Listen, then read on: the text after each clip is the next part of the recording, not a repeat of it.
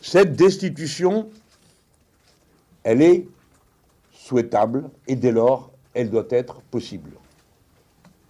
Déjà, elle est demandée par 104 députés à l'Assemblée nationale, c'est-à-dire la majorité plus qu'absolue des élus du nouveau Front populaire.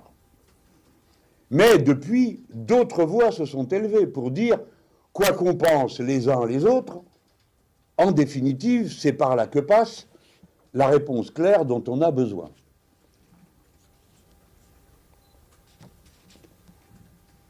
Et c'est en effet, telle qu'est la culture politique de notre peuple, à cette étape, après tout ce que nous venons de vivre, la confusion qui règne, l'absurdité qu'il y aurait à imaginer quelque combinaison que ce soit reposant sur l'Assemblée nationale telle qu'elle est, puisque tout a été essayé sans succès.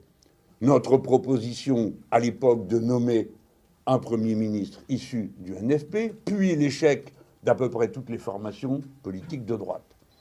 Puisque tout a échoué, il faut donc en revenir à la décision du seul souverain que connaît ce pays, le peuple. Le retour au peuple est la réponse que les démocraties apportent lorsqu'elles se trouvent dans une impasse. Nous sommes dans une impasse, personne ne peut le nier. Aussi longtemps qu'on tardera à régler le cœur du problème, tout ne fera qu'empirer et s'aggraver. Plus on imaginera des combinaisons, des accords contre nature pour parvenir à je ne sais quelle solution gouvernementale, plus on aggravera la crise.